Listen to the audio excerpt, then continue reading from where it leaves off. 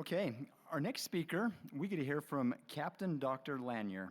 He is the Utah State Public Health Veterinarian, a CDC career epidemiologist, field officer, and officer in the United States Public Health Service. This lecture is actually sponsored by the Weber Morgan Health Department. All of those associated, please stand.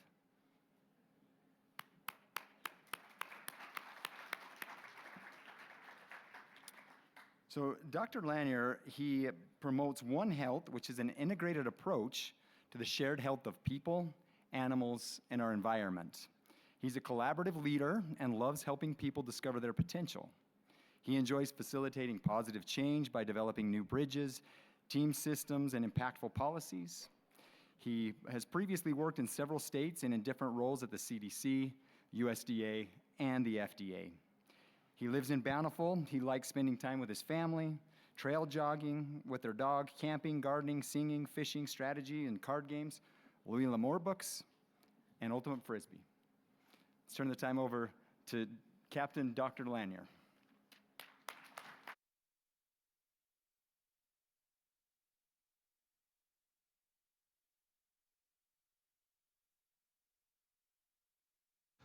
Hello there.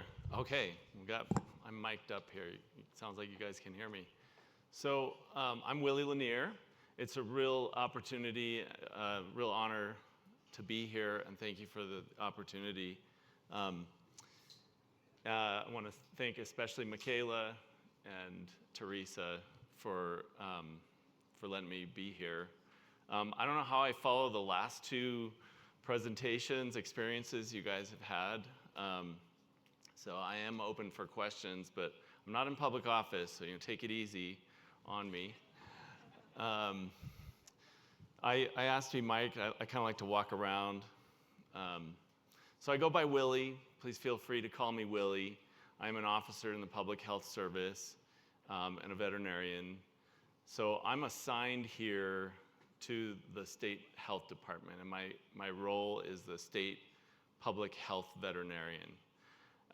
As Crit mentioned, I promote One Health in Utah, and I define that two ways, this concept of One Health. First of all, who's heard of One Health? We got a few? Okay, so that's why I'm here, to kind of socialize the concept of One Health. There's two ways I define this. One is connection. It's the connection between animals, people, and the environment, and their health. And we see it all over. It's really, once you start to think about it, there's just a lot of connections. Almost anything you could think of has a One Health connection somewhere within 2 or 3 of the triad. But more importantly, and more applicably to a broad range of fields, is the second component of how I define One Health, and that is collaboration. It's collaboration between all of the relevant partners, animal, human, and environmental health, and everybody connected with that, and to promote and achieve optimal One Health outcomes. And that concept, collaboration, is really applicable to any field, just about any field of endeavor. So that's what I do. I'm going to talk about New World Screwworm, which is definitely a One Health issue. Okay, who has heard of New World Screwworm? Okay, good. We have some hands. How comfortable would you be recognizing and diagnosing it in one of your patients?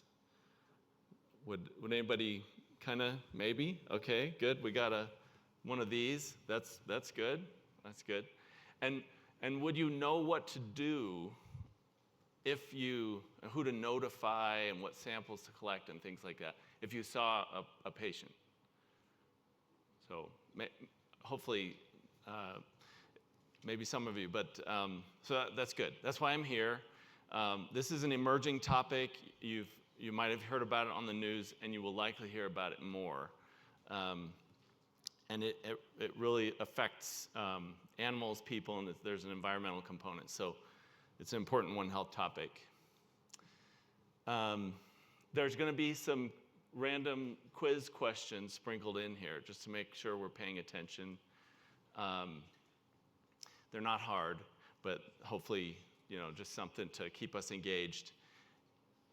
Also, fair warning, I know you guys have strong stomachs and you're used to seeing grisly things, but there's some grisly images in this. And you're probably used to seeing it in humans. Well, I'm going to show you some really gross animal pictures, okay, just to give you a sense of what this thing can do. So, fair warning, sorry you just all ate lunch. Hopefully you can keep it down. Okay, so preventing and reporting New World screwworm. The Latin name of this fly is Cochleomya omnivororax, which literally means human eater. Okay, this is a unique aspect of this. It eats human flesh in addition to animals. So it feeds on living tissue. Most flies lay their eggs, and the eggs can be the maggots can be beneficial actually for cleaning up dead tissue and kind of decomposing things. Well, that's not how this operates. The larvae, maggots of this fly feeds on living tissue. So it's unique. It feeds on any warm-blooded animal, including humans, livestock, pets, wildlife, any living warm-blooded animal. It was eradicated, used to exist, probably, I think, hundreds of years. In fact, Louis L'Amour mentions it in his 1880s Westerns, okay, which is interesting. He mentioned, I like Louis L'Amour. So it used to be here, but then in the 50s and the 60s, we eradicated it from the US using the sterile insect technique, which I'll talk to you about later. And we pushed it down through Mexico into Central America, and we held it in Panama at the Darien Gap. And it's a very narrow neck of land, and we thought this will be a good place to keep it. And that worked for a long time. It's incredibly damaging to the agricultural economy. So in addition to the pain and suffering it causes animals and people, it's really economically devastating. And it would be a really big deal from a lot of aspects if it were to come into this country. Since the 60s, we held it there for many decades in Panama, and it still was endemic in South American countries and in some Caribbean countries. But that was kind of the status quo. Something happened in the last 2-3 years.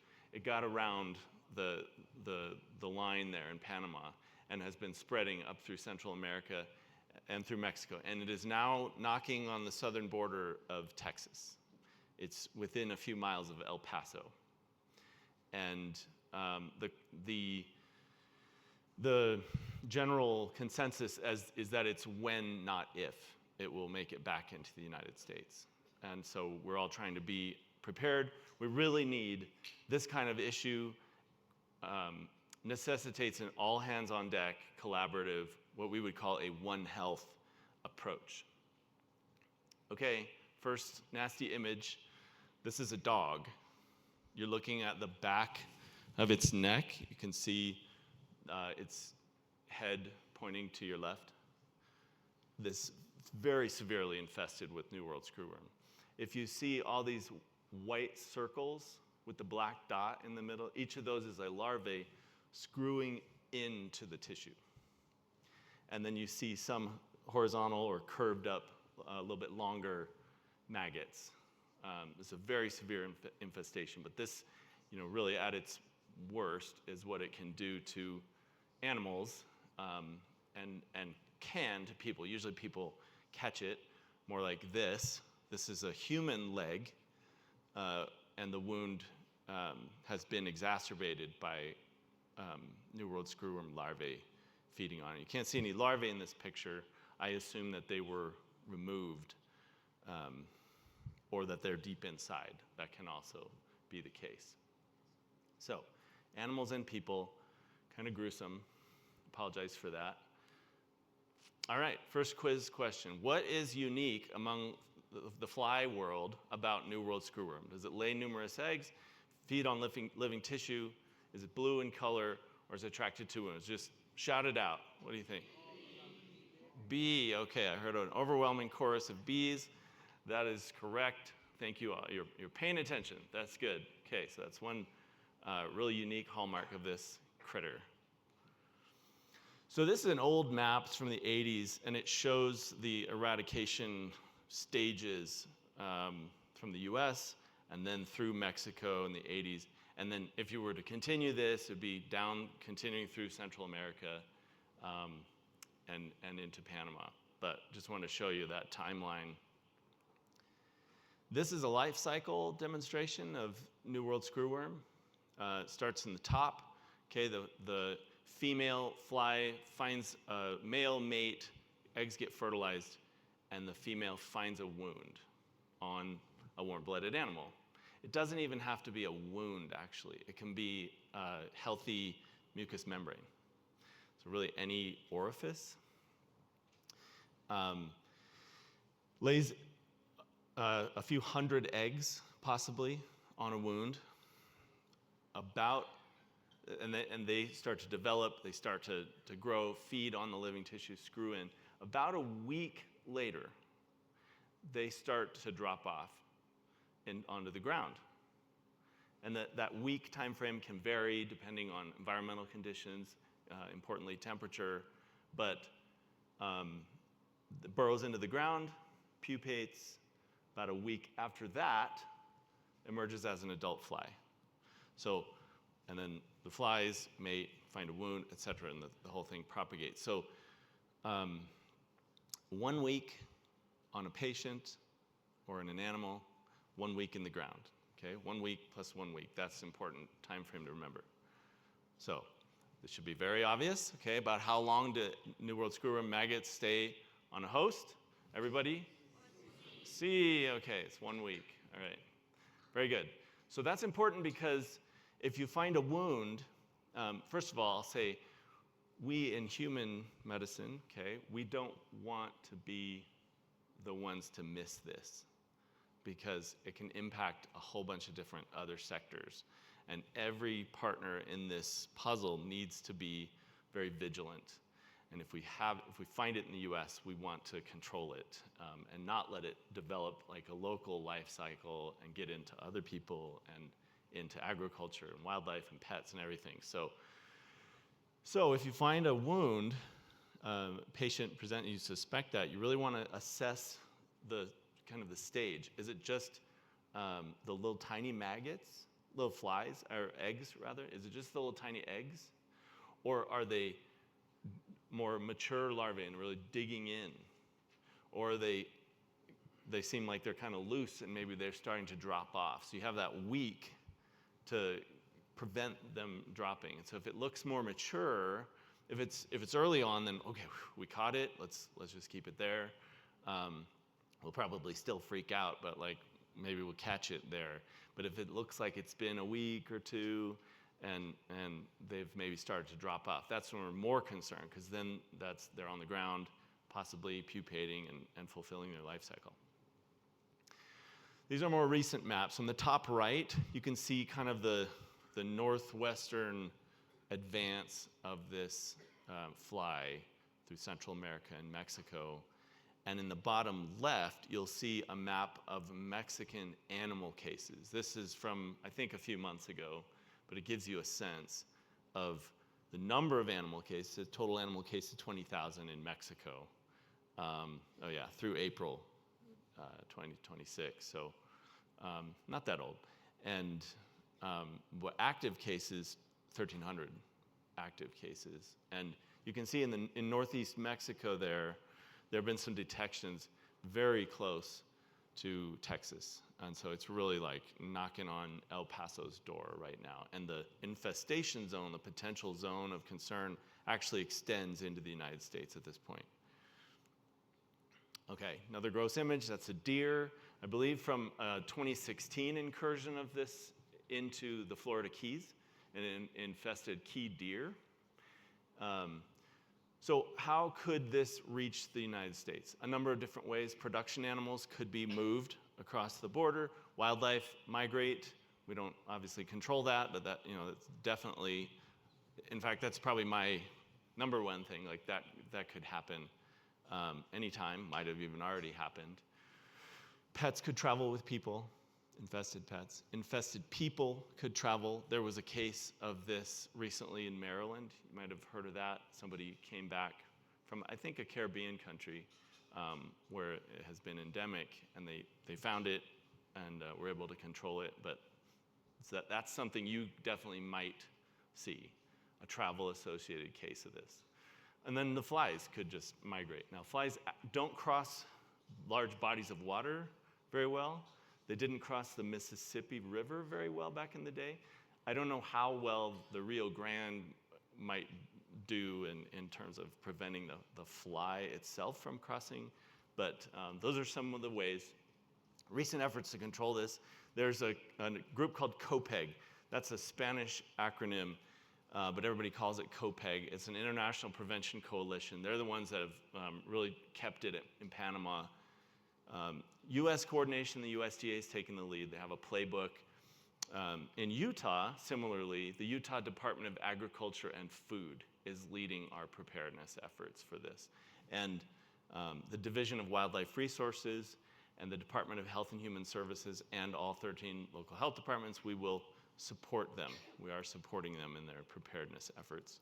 Sterile fly techniques. What you do, they figured out back in the 50s how to make millions of male flies, and then they figured out how to sterilize them. And you sterilize millions of male flies and release them from planes.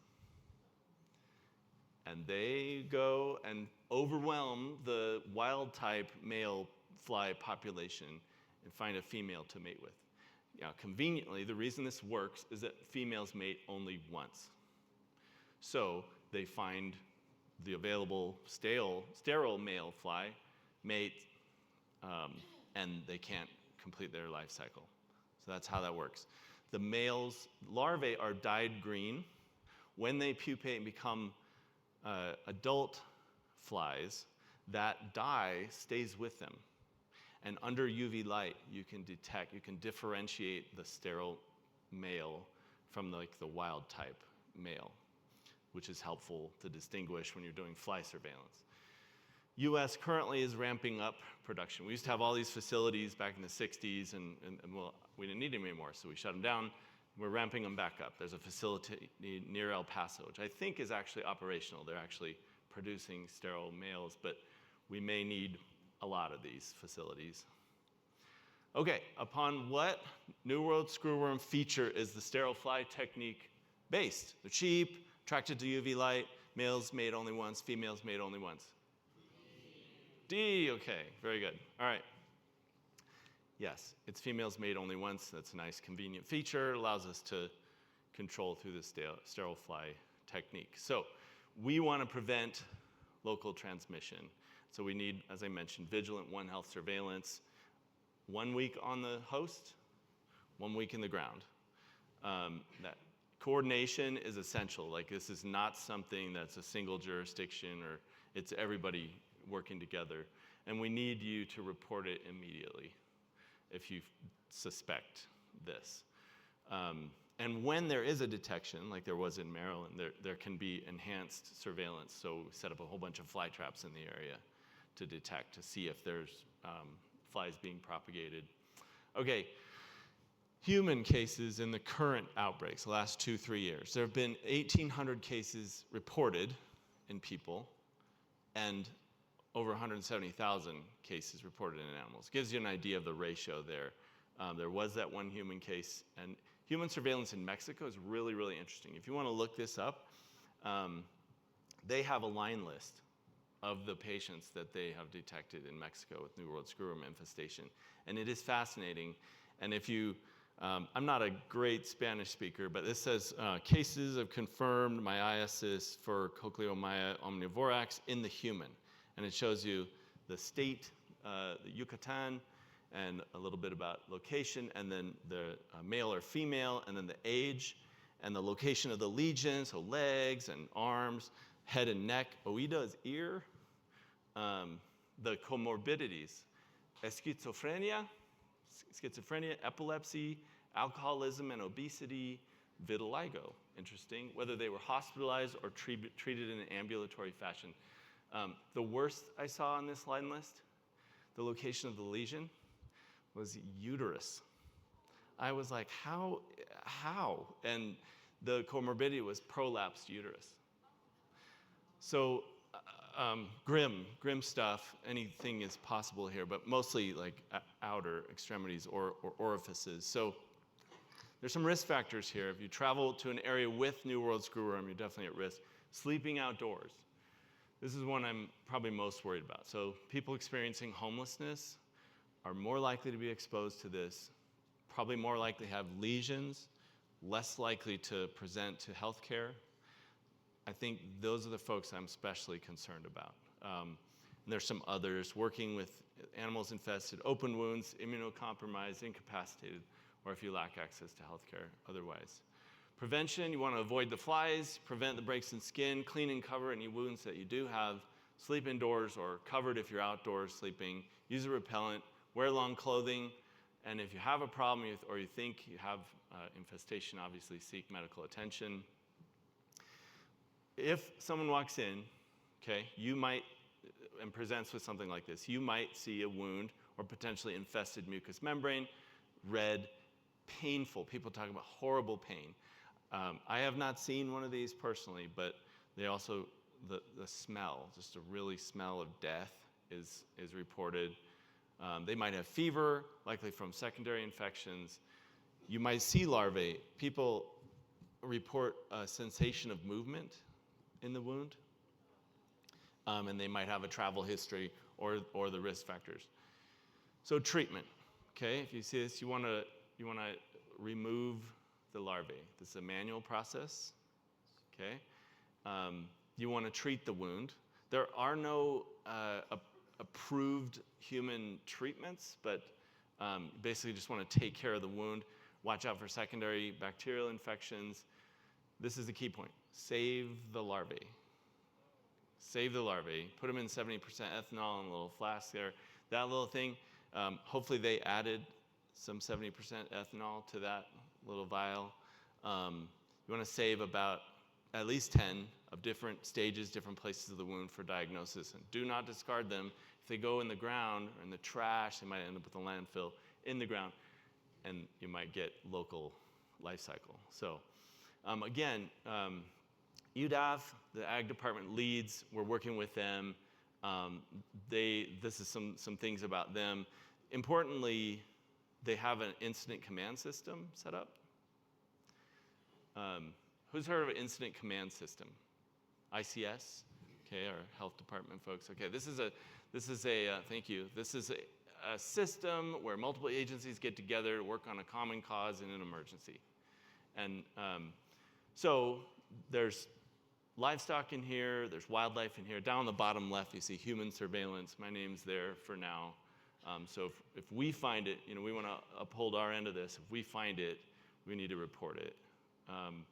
If you suspect New World screwworm, email the CDC and the State Health Department immediately with details. Those are the two email addresses there. You want to take and send pictures of the larvae for identification. They'll send you instructions. They might be able to just telediagnose this based on high-quality pictures, or they might have you send the larvae in. Collect them, save them, put them in alcohol, about 10. Don't dispose of them again. Okay, what should you do with larvae if you find one of these patients? D, right. Yeah, thank you. Hopefully it'll be lunchtime when I get, yeah. Right. Okay, you got it. So keep them and put them in alcohol. All right, this is the last few things here. Whom should you notify? I'm sure Weber State would really appreciate it. Okay, B, right? So CDC and me, the State Health Department. through those email addresses. Okay, and please help us spread the word. So fellow healthcare providers, homeless service providers, immigration service agents, basically anybody who comes in contact with higher risk individuals, we would love your help in spreading the word. Thank you very much.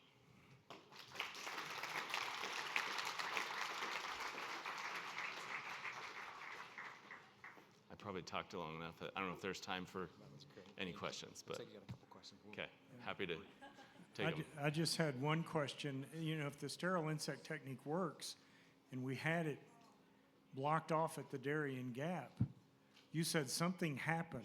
Something happened. What happened? Okay, well, what is your guess? My guess is they quit funding the sterile insect program in Panama. Well, that might be likely in the current climate, but no, they actually have been well funded. But what nobody really knows. Well, the suspicion is that illegal cattle trade happened, possibly associated with narcotics. So that's the best guess. But yeah, we don't really know. So if the ramp up of the sterile male works, how long does that take? I'm guessing like 2 years. Like within, it may take longer, but optimistically like a couple of years, I think we could be there and have enough to control it and push it back. And hopefully it's not too far in the United States at that point. What I have been asking about, and I hope that people are thinking about this high up in the USDA, is this is an eradicatable thing, not just to Panama. Like, yeah, it'd be hard, but we got rid of it. The United States is pretty big, you know, and we did it at one point. I don't think we ought to stop at Panama this time. I think we ought to, you know, get rid of it, like just erase it. Certainly in the islands, that'd be feasible. In the Amazon, it might be kind of more difficult, but maybe doable, and that might be a really great international goal. What else looks like this? I've seen a case. It was 81. It was a veterinary case, probably 100 worms. But what else looks like it? Because according to your map, it wasn't here locally then. It was here in Weber County. Oh, okay. So yeah, I'd love to hear more about that. So myiasis in general looks like it does not look very much different from fly strike, just maggots. Fly strike is something we deal in animals a lot, and I don't know how often you see it in people. My guess is not very commonly, but the other important difference is that most flies, maggots are feeding on dead tissue. And so it might be, it's either a dead thing or around a wound, like necrotic tissue. So it's going to look like just a fly infestation with maggots. But I think you should have a high index of suspicion, especially right now, if you see that in a human patient. So, Thank you. all right. Thank you. Thank you. Thank you.